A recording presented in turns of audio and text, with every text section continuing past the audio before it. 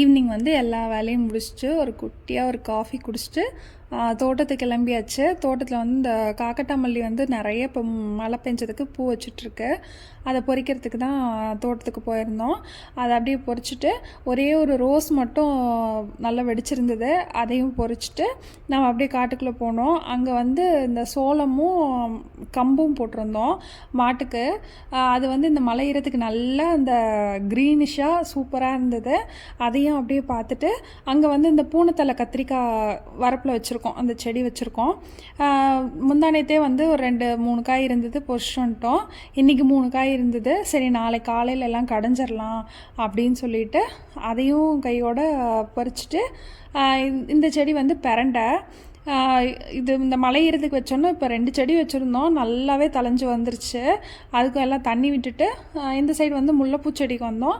அங்கேயெல்லாம் பூவெல்லாம் நிறையா வச்சுட்டு இருந்தது. அதையும் அப்படியே பறிச்சுட்டு வீட்டுக்கு வந்தாச்சு. சரி கையோட கட்டி வச்சிடலாம், நாளைக்கு வச்சோன்னா அந்த ஒரு மாதிரி ப்ரௌனிஷாக போன மாதிரி ஆகிடும் பூ அப்படின்னு சொல்லிட்டு கையோட கட்டிடலாம் அப்படின்னு சொல்லிட்டு கட்ட ஆரம்பித்தாச்சு. நான் வந்து கை கட்டு கட்டினேன்னா அது புழக்கமாக வர மாதிரி வரும், அதனால் கால் கட்டு தான் கட்டுவோம். இதை வந்து சேரில் நூல் போட்டு இந்த மாதிரி கட்டினா நல்லா நெருக்கமாக வரும், வைக்கிறதுக்கும் சூப்பராக இருக்கும். அதனால் இந்த மாதிரி கட்டிகிட்டு இருந்தேன். கட்டி எடுத்து வச்சுட்டு நைட்டு வந்து தோசை ஊற்றுறதுக்கு சட்னி அரைக்கலாம் அப்படின்னு சொல்லி தேங்காய் சட்னி தான் ப்ரிப்பேர் பண்ணியிருந்தேன். அரை மூடி தேங்காய் வந்து நல்லா தோண்டி எடுத்துகிட்டு மிக்சியில் போட்டு ஒரு ஓட்டிட்டு இது கூட வந்து 2 ஸ்பூன் பொட்டுக்கடல, 3 பச்சை மிளகாய், கொஞ்சமாக இஞ்சி, ஒரு கொத்து கருவேப்பிலை, தேவையான அளவு உப்பு போட்டு தண்ணி ஊற்றி இதை நல்லா வந்து சட்னி நைஸ் பேஸ்ட்டாகிட்டு அரைச்சி எடுத்தாச்சு. இதுக்கு வந்து தாளிப்பு கொடுத்தாச்சு.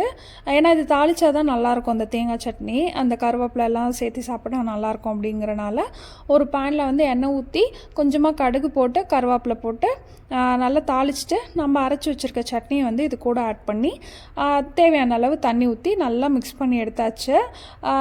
தோசை ஊற்றி இல்லை இட்லி எது வேணாலும் ஓகே அப்படிங்கிற மாதிரி.